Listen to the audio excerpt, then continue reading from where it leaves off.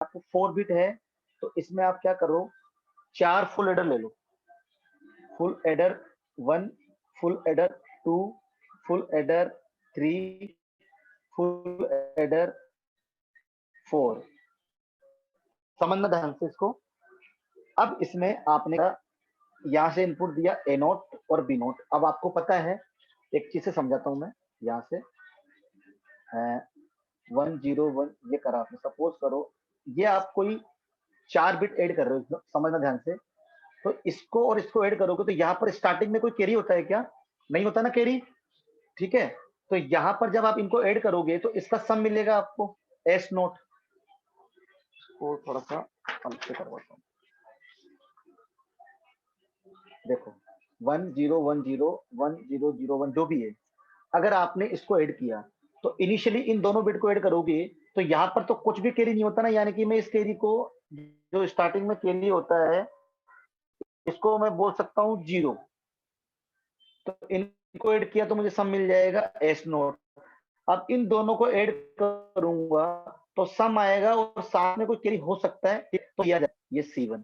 फिर ये तीनों बिट ऐड होते हैं, यहाँ पर आएगा S1। फिर यहाँ पर कोई कैरी आएगा, फिर वो ऐड होता है, फिर वो आएगा S2, और फिर वहां पर कुछ कैरी आएगा, वो यहाँ जाएगा और वो ऐड होके यहाँ आएगा, ठीक है। और लास्ट में जो कुछ कैरी आएगा तो वो यहाँ पर आएगा कुछ ऐसे। ये कुछ कॉन्सेप्ट होता है एडिशन का, कि दिस प्लस दिस सम आता है, फिर कुछ कैरी होता है तो आगे फोर होता है ना। तो उसी से रिलेटेड ये डायग्राम था।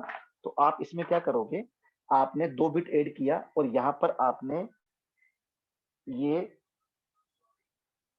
सी नोट को मान लो, यहाँ पर मान लिया, ठीक है। तो इसका आएगा आपको एक तो सम आएगा। फुल एडर क्या होता है, it's a 3 bit. Full adder is used for 3 bit addition, यानी कि इसके अंदर आप 3 बिट को इंसर्ट करोगे तो एक ये बिट है, एक ये बिट है और एक ये बिट मान ली, तो इसका रिजल्ट क्या आएगा, सम एंड कैरी। तो ये आ गया इसका सम और एक आ गया कैरी जो आगे फॉरवर्ड हो गया। मैं बता रहा हूँ फुल एडर का डायग्राम आप लोगों ने पढ़ा है, ए बी सी 3 बिट होते हैं और रिजल्ट आता है सम एंड कैरी, ये होता है फुल एडर। तो वही यहाँ पर है। इस फुल एडर में आपने ए नोट और बी नोट और सी नोट इनपुट डाल दिया। सी नोट मतलब इनिशियल कैरी, ठीक है। तो इन तीनों को, यानी 3 बिट को डालने पे आपको मिला सम और ये कैरी आपका हो गया फॉरवर्ड इधर C1। फिर इसमें आपने A1 B1 A2 B2 A3 B3 input किया, तो इसको आपने फॉरवर्ड किया तो यहाँ मिलेगा आपको सम S1 और ये कैरी फॉरवर्ड हो जाएगा यहाँ पे C2 आगे। फिर दिस प्लस दिस आपको मिलेगा S3 और इसका कैरी आ जाएगा आगे फॉरवर्ड हो जाएगा C3। फिर दिस प्लस दिस ये मिलेगा आपको S not S1 sorry S2 और ये S3 और इसका जो कैरी होगा वो हो जाएगा C4, वो यहाँ लिखा रहेगा। तो आपका फाइनल रिजल्ट ये निकल के आता है। तो ये डायग्राम आपको सिर्फ बना के आना था, डिजाइन 4 बिट बाइनरी एडर। तो इस कंसेप्ट मैंने इसलिए समझाया कि ताकि आपको डायग्राम याद करने में दिक्कत नहीं हो, बस ये डायग्राम था। 4 फुल एडर लिए, ए note B note A1 B1 A2 B2 A3 B3, और ये है आपका फुल एडर। तो 2 बिट नहीं 3 बिट लगाएंगे, तो 2 बिट तो ये हो गई, 1 बिट लगा दिया हमने इनिशियल वाली कैरी, यानी ये वाली इनिशियल कैरी, ये वाली। तो दिस प्लस दिस तो सम आएगा और कैरी आगे चल जाता है, कैरी आगे चल जाता है ना, तो ये कैरी चला गया आगे। फिर ये तीनों ऐड होके या सम आएगा फाइनल, कैरी आगे, फिर ऐड करके सम, फिर ऐड करके सम, और लास्ट में कोई ना कोई कैरी एक्स्ट्रा आ जाता है ना। जैसे मान लो यहाँ पर आपने कोई सम किया, ये किया ये किया ये किया ये किया, यहाँ आ जाता है ना एक्स्ट्रा कैरी, तो वो वाला। तो ये हो गया आपका 4 बिट बाइनरी। समझ में आया? Yes sir. यस और नो बेटा? Yes sir. तो ये आपका होता है कंप्लीट मेरे साइड से जो भी था। अब आप लोग थोड़ा सा समझ लो इंपॉर्टेंट चीजें, कौन सी चीज कैसे पढ़नी है और किस चीज को पढ़ के जाना है, ठीक है। मेरे साइड से ऑलमोस्ट सब कुछ हो चुका है।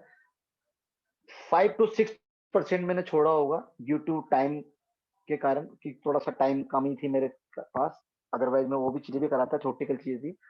सेक्शन डी में मैंने कुछ कुछ चीजें छोड़ी होगी, वो मैंने आपके ऊपर डाल दी, क्योंकि आप इतने परफेक्ट हो गए हो कि ए बी और सी पढ़ने के बाद डी में थोड़ी बहुत चीजें वो आप खुद से पढ़ के जा सकते हो। पर जो चीज इंपॉर्टेंट थी मैंने आपको बता दी है कि वो तो पढ़ के जानी ही है, ठीक है।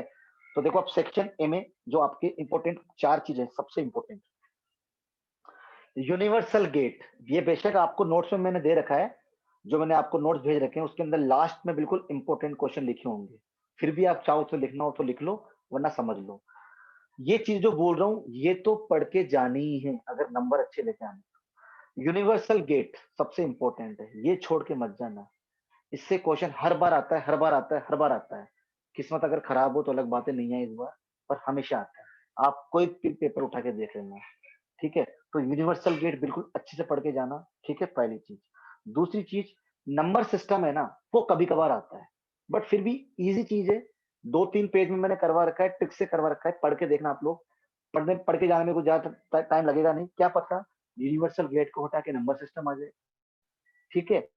तो बट यूनिवर्सल गेट 1000% वाला टॉपिक है। यूनिवर्सल गेट, नंबर सिस्टम इतना आता नहीं है, बट आ जाए कुछ पता नहीं है, फिर भी लिख लो। थर्ड, हेमिंग कोड, अगेन 1000% वाला टॉपिक, हेमिंग कोड। इसको बिल्कुल अच्छे से करके जाना है। और मैंने आपको जब पढ़ा रहा था पेपर दिखाए थे बहुत सारे, और आपको मैंने पेपर भेजे भी है पहले, और भेज दूंगा बाद में, मुझे टाइम लगेगा। और आप देख सकते हो कि हर क्वेश्चन पेपर में मिलेगा Hamming code. And section A का लास्ट है इसमें केमैप।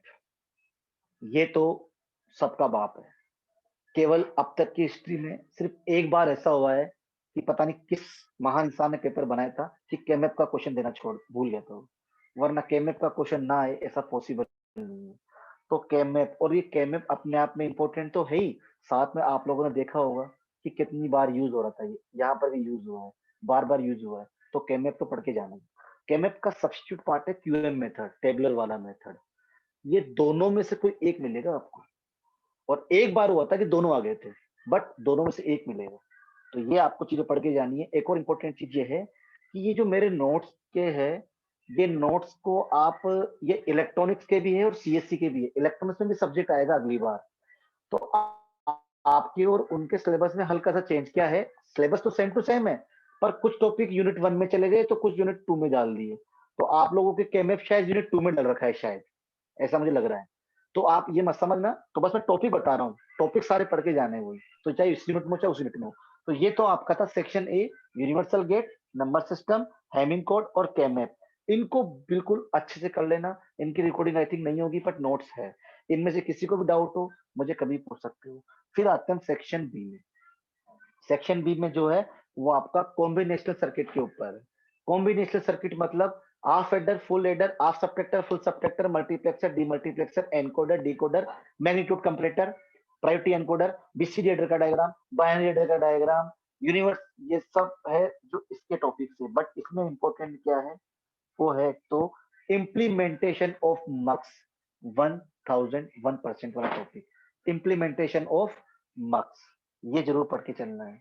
उसके बाद फुल एडर को अपने आप में बिल्कुल ढंग से समझ लेना, क्योंकि आप लोगों ने देख लिया होगा कि फुल एडर का क्वेश्चन कभी उससे कभी उससे कभी इससे बना के बोल रहे हो। तो पहले फुल एडर समझ में आना चाहिए। ये फुल एडर, एक कॉम्बिनेशनल और सिक्वेंशियल में डिफरेंस भी समझ लेना, क्योंकि छोटा सा 2.5 नंबर का क्वेश्चन ही आ जाए, डिफरेंस बिटवीन कॉम्बिनेशन या सिक्वेंशियल सर्किट, ठीक है। उसके बाद बीसीडी एडर का डायग्राम, बीसीडी एडर का डायग्राम जो कल करवाया था मैंने। Then magnitude comparator and priority encoder पे शॉर्ट नोट्स कई बार आया हुआ है, और लास्ट टाइम आपके सीनियर्स के भी पास भी आया हुआ था, ठीक है। ये इंपॉर्टेंट टॉपिक थे कॉम्बी इसमें, सेक्शन बी में, जो कि आपको 1000% वाले टॉपिक्स में से मिलेंगे आपको। क्लियर है। देन आते हैं सेक्शन सी पे। सेक्शन सी में सबसे इंपॉर्टेंट, सबसे पहले आप फ्लिप फ्लॉप पढ़ोगे, तो फ्लिप फ्लॉप समझ में नहीं आएगा, तो उसके लिए आपको लेच पढ़ना पड़ेगा। तो लेच इंपॉर्टेंट नहीं है, इंपॉर्टेंट फ्लिप फ्लॉप है, बट लगे हाथ लेच भी पढ़ना पड़ेगा, ठीक है। तो फ्लिप फ्लॉप को एस आर, जेके, टी और डी, इन चारों के डायग्राम, चारों की टेबल अच्छे से याद कर लेना। इसमें सबसे इंपॉर्टेंट है जेके फ्लिप फ्लॉप का डिसएडवांटेज, जिसको कहते हैं रेज अराउंड कंडीशन। ये टॉपिक बहुत इंपॉर्टेंट है। ये कैसे आएगा, what is race around condition या disadvantage of JK flip flop. तो जेके फ्लिप फ्लॉप का डिसएडवांटेज मतलब रेज अराउंड कंडीशन। इसके ऊपर क्वेश्चन बार बार पूछ जाएगा, और इसको सॉर्ट आउट करते हैं किससे, मास्टर स्लेव फ्लिप फ्लॉप से। तो सेक्शन सी का सबसे हॉट टॉपिक है race around condition and how can we remove it by using master slave flip flop. कई बार वो बोलता है कि मास्टर स्लेव फ्लिप फ्लॉप क्या होता है, कई बार वो बोलता है कि what is race around condition, how can we remove it. तो आपको समझना पड़ेगा कि वो पूछ रहा है रेस अराउंड कंडीशन, तो अपने आप मास्टर स्लेव फ्लिप फ्लॉप भी उसमें आ जाता है। ठीक है, तो आप लोगों को मैं एक बार पेपर भी दिखाता हूँ फिर से थोड़ा सा। यही क्वेश्चन आया हुआ है, देखो, explain the working of master slave JK flip flop. Direct आ गया, ठीक है, एक बार ये आया हुआ है, एक बार एक क्वेश्चन है, एक सेकंड, ये रहा, what is race around condition and how we can remove it. देखो, ये तो मेरी बिल्कुल लैंग्वेज यही है जो मैं बोलता रहता हूँ नोट्स के अंदर भी, ये आया हुआ है। और ये कन्वर्जन ऑफ फ्लिप फ्लॉप, तो कन्वर्जन ऑफ फ्लिप फ्लॉप तो आपको हर बार मिलेगा, ये कन्वर्जन ऑफ फ्लिप फ्लॉप। तो सेक्शन सी में फ्लिप फ्लॉप पिक करोगे, फ्लिप फ्लॉप के लिए चारों फ्लिप फ्लॉप ढंग से पढ़ोगे, जेके फ्लिप फ्लॉप को ढंग से बिल्कुल पढ़ोगे क्योंकि उसका एडवांस वर्जन है master slave flip flop. Clear, फिर आप करोगे कन्वर्जेंस ऑफ फ्लिप फ्लॉप, जो भी बड़ा इंपॉर्टेंट है। ये हो गया आपका फ्लिप फ्लॉप वाला टॉपिक। सेक्शन सी में और आगे बढ़ते हैं तो रजिस्टर्स के ऊपर आ जाता है क्वेश्चन, मान लो, क्योंकि देखो ऑप्शन मिलेगा आपको, ये नहीं बोल रहा कि सारे सर आपने सारे बता दिए, मैं बता रहा हूँ कि जो इंपॉर्टेंट है। रजिस्टर से क्वेश्चन कौन सा बनता है सबसे important, by directional shift register का डायग्राम, सीधा direct by directional shift register का डायग्राम। ठीक है, ये पूछेंगे आपसे डायरेक्ट, या फिर इसमें पूछ सकता है यूनिवर्सल शिफ्ट रजिस्टर भी पूछ सकता है। तो ये तो रजिस्टर का हो गया, फिर आते हैं काउंटर पे। अब काउंटर पे बात आ जाती है, तो काउंटर के ऊपर अप डाउन काउंटर सबसे हॉट टॉपिक है, up down counter and mode 10 counter. Mode 10 counter को बोलते हैं बीसीडी काउंटर भी बोलते हैं, डिकेट काउंटर भी बोलते हैं, और मोड 10 बोलते हैं। तो इनके ऊपर पूछ जाता है, बट क्वेश्चन काउंटर में फ्लक्चुएट होते रहते हैं, कभी ट्विस्टेड रिंग काउंटर, कभी रिंग काउंटर। हाँ, एक ध्यान रखना, ट्विस्टेड रिंग काउंटर के नाम बहुत सारे बताए थे मैंने, switch tail counter, Mobius counter, creeping counter, Johnson ring counter, switch जो भी है, ये जो अटपटे नाम थे वो था आपका ट्विस्टेड रिंग काउंटर। तो काउंटर पे तो डायरेक्ट वो सीधा पूछेगा what is 3 bit triple counter, या व्हाट इज अप काउंटर, या व्हाट इज रिंग काउंटर, ये करके। तो काउंटर वाला जो सेक्शन सी वाला टॉपिक था, ये आपको सारा अच्छे से, और प्लस पॉइंट ये भी है कि हिमांशु के पास पूरी रिकॉर्डिंग है और मैंने ग्रुप पे भी डाल रखी है। सेक्शन सी की तो बिल्कुल रिकॉर्डिंग है, सी की और डी की, जितना पढ़ाया था अब तक मैंने, तो आप वहां से इजीली कर सकते हो। ये आपका हो गया सेक्शन सी में इंपॉर्टेंट पोर्शन। डी वाला पोर्शन में कल बता ही चुका हूं आप लोगों को, पीएलडीज, पीएलए, पीएएल, रोम। ठीक है, इससे इंपॉर्टेंट क्वेश्चन बनेगा। FPGA, CPLD, SM chart, RTL, hazard, ये सारे के सारे ऑलमोस्ट छोटे का टॉपिक्स है। इनमें से आपको लोग 7-8 टॉपिक कर जाना, 2 या 3 आपको 100% मिलेंगे वहां पे, कम से कम 10 नंबर का तो आप करके आओगे। उसके अलावा ये section A, section B, section C, section D तो हो गया, उसके अलावा आपका बनता है क्वेश्चन नंबर 1 कंपलसरी, ये इन चारों सेक्शन से मिलके आएगा, जो कि आपको एक्स्ट्रा नंबर दिलवाएगा। तो ये थे आपके इंपॉर्टेंट, इनमें जो जो मैंने बोले वो बिल्कुल पढ़ के जाने अच्छे से, बाकी और भी चीजें पढ़ के जानी है। तो अब आपको कोई डाउट हो तो कभी भी आप मुझसे पूछ सकते हो, पेपर्स मैंने भेज दिए, नोट्स मैंने भेज दिए, डिजिटल की फाइल आपको भेजनी थी, कई लोगों ने भेज दी है, वो मुझे भेज देना। असाइनमेंट 1, असाइनमेंट 2 अब आप मुझे भेज सकते हो, उसमें जो भी क्वेश्चन थे अब आप शायद कर सकते हो इजीली। ठीक है, सेशनल 1, सेशनल 2 आप लोगों ने भेज दिया है, जिनका किसी का रह गया है वो भेज सकते हो, कोई दिक्कत नहीं। 31 जनवरी तक मेरे को सबके सब चाहिए। ठीक है, तो ये मेरी तरफ से syllabus complete. Now it's your turn. All the very very best for final exam. Final exam कब होंगे, किधर होंगे, अभी कुछ आइडिया नहीं है, बट इतना है ऑफलाइन होंगे एग्जाम और कॉलेज में होंगे। तो पढ़ाई शुरू कर दो अब, क्योंकि सिलेबस सबने कवर कर दिया, सब टीचर्स ने। अब पढ़ाई शुरू कर दो, अब प्रमोट नहीं किया जाओगे, अब प्रमोट नहीं होने वाले, चाहे पाइथन हो, चाहे डीएस हो, चाहे सब्जेक्ट हो, पढ़ाई शुरू कर दो बेटा। मेरी साइड से आपको सबको बेस्ट विशेष है, अच्छे से पढ़ो। और एक और लाइन इंपॉर्टेंट आप लोग के लिए कि फोर्थ सेमेस्टर में हो ना भी आप, सॉरी थर्ड सेमेस्टर में, सॉरी, और सीएससी के हो, तो मैं बता दूं आप लोग को सीएससी वालों के लिए कि सीएससी के अंदर ऐसे ऐसे सब्जेक्ट है कि आप लोग आराम से निकालोगे, आगे आगे जब जाओगे बहुत कम री आती है। री आती थी M1 M2 यानी फर्स्ट ईयर के अंदर केवल, और वो फर्स्ट ईयर जिन लोगों ने आसानी से निकाल लिया ना वो लकी है, जिनका रह गया कोई बात नहीं, निकल जाएगा। थर्ड सेमेस्टर के बाद री नहीं आती है, बाई चांस ही आएगी, आगे जाके एक सब्जेक्ट आएगा आपके ऑटोमेटा। ऑटोमेटा सबसे टफ सब्जेक्ट आएगा 6 या 7 सेमेस्टर में, वो बात की बात है। पर अभी आराम से स्मूथली पढ़े जाओ, एक्स्ट्रा नॉलेज गेन किए जाओ, लैंग्वेज किए जाओ, साइड बाय साइड कुछ ना कुछ कोडिंग सीखते जाओ, क्योंकि कंप्यूटर का टाइम आ चुका है, टेक्नोलॉजी का टाइम है। अपनी इस ब्रांच का फायदा उठाओ, अच्छी अच्छी चीजें सीखोगे, ठीक है।